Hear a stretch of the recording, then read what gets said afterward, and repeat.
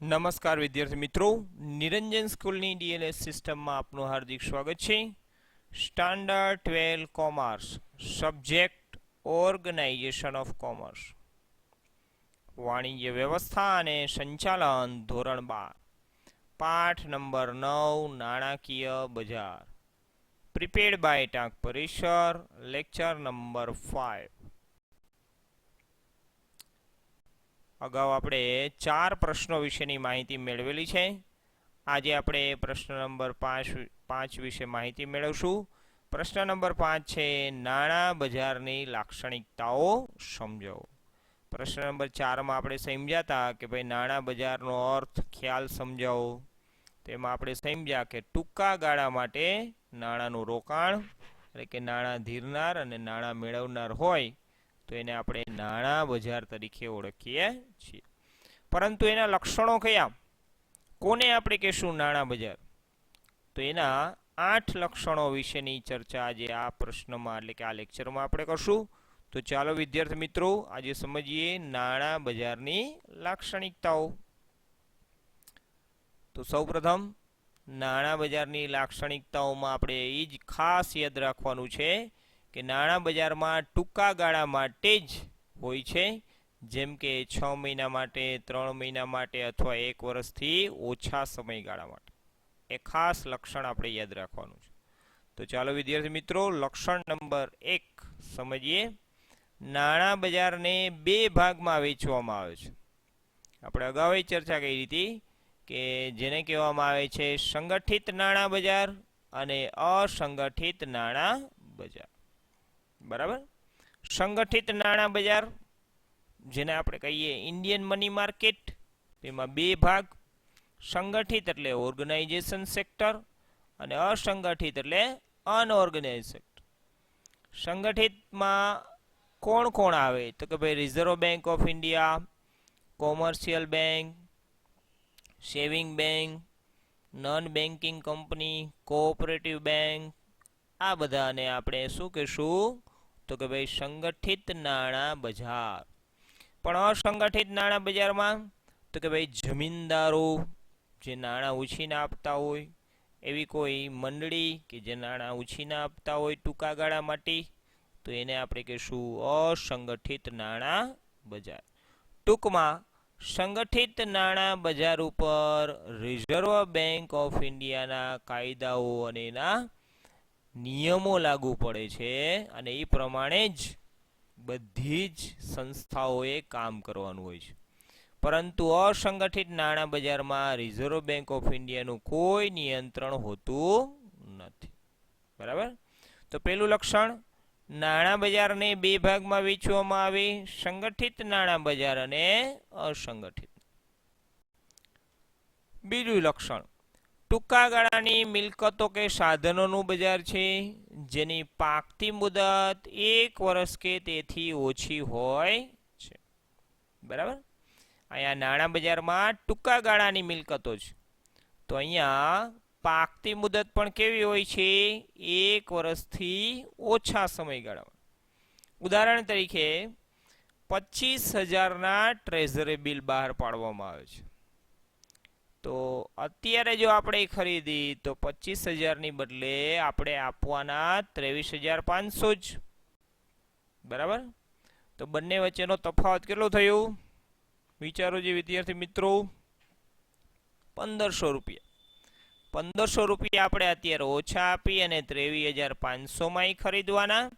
અને પાકતી મુદત જ્યારે આવે, જેમ કે એમાં લખેલું હોય આ ટ્રેઝરી બિલ છે, એમાં લખેલું હોય તારીખ નહીં, દાખલા તરીકે 90 દિવસ માટે છે, તો 90 દિવસ પછી જ્યારે આ લઈને આપણે જાય કાગળ ટ્રેઝરી બિલ, ત્યારે 23,500 રોયકા છે પણ આપશે કેટલા? 25,000. બરાબર. 1,500 રૂપિયા આપણને વધુ ચૂકવવામાં આવે છે. એને જ કહેવામાં આવે છે ટ્રેઝરી બિલ, જેને ટૂંકમાં કહેવાય છે ટી બિલ તરીકે ઓળખવામાં આવે છે. તો અહીંયા બીજું લક્ષણ, નાણાં બજારનું કે ભાઈ ટૂંકા ગાળાની મિલકતો છે, ટૂંકા ગાળાના સાધનોનું બજાર છે અને પાકતી મુદત 1 વર્ષ કે 1 વર્ષથી ઓછા સમયગાળા માટે જ હોય છે. ક્યારેય વધુ 1 વર્ષથી વધુ હોતું નથી. ત્રીજું લક્ષણ, નાણાં બજારમાં ભાગ લેનારાઓની શાખ પાત્રતા મહત્વની હોય છે. બરાબર, જે પણ ટ્રેઝરી બિલ બહાર પાડે એની શાખ પાત્રતા જોવામાં આવે છે, એટલે કે એની પ્રેસ્ટીજ કેવી છે. જેમ કે અહીંયા એમ કહેવામાં આવે કે ભાઈ યસ બેંકના પણ ટ્રેઝરી બિલ એટલે કે ટી બિલ છે, કોટક બેંકના પણ બહાર પાડવામાં આવે, તો બેમાંથી કોને પસંદ કરવું? તો કે ભાઈ જેની શાખ સારી હશે, જેની ઇમેજ સારી હશે એને પબ્લિક પસંદ કરશે. બરાબર, તો આ રીતે શાખ પાત્રતા એની ખૂબ જ મહત્વની છે એમ કહેવામાં આવે છે. તો ત્રીજું લક્ષણ, શાખ પાત્રતા મહત્વની હોય છે. ચોથું લક્ષણ, નાણાં બજાર એ કોઈ ચોક્કસ ભૌતિક સ્થળ નથી, પરંતુ વિવિધ સંસ્થાઓનું સામૂહિક માળખું છે. જેમ કે રિઝર્વ બેંક ઓફ ઇન્ડિયા, વેપારી બેંક, મ્યુચ્યુઅલ ફંડની સંસ્થા, વીમા કંપની વગેરે. બરાબર, તો નાણાં બજારમાં કોઈ ચોક્કસ ભૌતિક સ્થળ નથી, કોઈ જગ્યાએ ભેગા થાય એવું નથી. પોતાની ઓફિસ હોય, જેમ કે અલગ અલગ વેપારી બેંક છે, મ્યુચ્યુઅલ ફંડની અલગ અલગ ઓફિસો છે, રિઝર્વ બેંક છે, આ બધાની પોતાની ઓફિસો છે અને પોતાની ઓફિસેથી ઓપરેટ થાય. વીમા કંપનીઓ અલગ અલગ છે, પોતાની ઓફિસ ધરાવે, તો પોતાની ઓફિસેથી ઓપરેટ થાય, પરંતુ કોઈ ચોક્કસ એક સ્થળ હોય એનું સરનામું એવું જોવા મળતું નથી. તો ચોથું લક્ષણ, કોઈ ભૌતિક સ્થળ નથી. પાંચમું લક્ષણ છે, ઝડપથી રોકાણમાં રૂપાંતર થાય તેવા નાણાકીય સાધનોનું બજાર છે.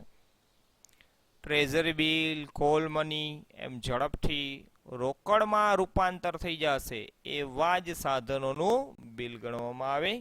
આ રોકડા પૈસા છે એને ગોલ્ડમાં રૂપાંતરિત કર્યા. ગોલ્ડને ગમે ત્યારે આપણે રોકડમાં રૂપાંતરિત કરી શકવું, તો આને શું કહેવાય? ઝડપથી રોકડમાં રૂપાંતર એવા, જેમ ગોલ્ડ છે એવી રીતે બીજા ટ્રેઝરી બિલ, કોલ મની એમ પણ કહેવામાં આવશે. છઠ્ઠું છે, આર્થિક અને ટેકનોલોજી વિકાસ સાથે નાણાકીયની પેટા શાખાઓ પણ વિકસાવી છે. બીજી પણ શાખાઓ વિકસાવી, જેમ કે call money market, bond market, treasury bill market. આ બધા નામ તમારા માટે નવા છે, પણ આપણે આગળ જ્યારે શીખશું ત્યારે વધારે સમજાશે. જેમ ટી બિલ છે એવી રીતે આ બધા બોન્ડ માર્કેટ, ટ્રેઝરી બિલ. તો છઠ્ઠું લક્ષણ આ ગણાશે. સાતમું લક્ષણ છે, મોટા ભાગના નાણાકીય સાધનો દેવાના સાધનો અન્ય સાધનોની સરખામણીમાં વધુ સલામત હોવાથી જોખમનું તત્વ ઓછું છે. હવે આપણને એમ થાય એમાં જોખમ શું? તો જોખમ એ કે કદાચ નાણાં ડૂબી જાય તો, પરંતુ વર્ષ જ ઓછા, 1 વર્ષથી જ ઓછો સમય છે, તો જોખમનું તત્વ બહુ રહેશે નહીં, ઓછું જોખમનું તત્વ. જો વર્ષ વધારે હોય તો જોખમનું તત્વ વધી જશે, પરંતુ અહીંયા તો 6 મહિના 3 મહિના માટે છે, તો એમાં જોખમનું તત્વ રહેતું નથી. તો સાતમું લક્ષણ, જોખમનું તત્વ ઓછું. આઠમું લક્ષણ, નાણાં બજારની સફળતા અને કામગીરીનો આધાર તો બેન્કિંગ પદ્ધતિ કેવી છે અથવા નાણાકીય સંસ્થાઓની કામગીરી કેવી છે, આના ઉપર આધારીએ. જો બેન્કિંગ પદ્ધતિ સારી હશે, નાણાકીય સંસ્થાઓની કામગીરી સારી હશે, તો હંમેશા નાણાં બજારમાં સફળતા જે તે સંસ્થાને મળે છે. તો આ રીતે 8 લક્ષણોની ચર્ચા આપણે કરી. 8 લક્ષણ ખૂબ સહેલા છે, સમજાઈ જાય એ રીતે મેં તમને સમજાવ્યા. મને વિશ્વાસ છે કે તમને સમજાઈ ગયું હશે. આને કહેવાશે નાણાં બજારના લક્ષણો. તો આ વિડીયો જોવા બદલ ખૂબ ખૂબ આભાર. Thank you very much.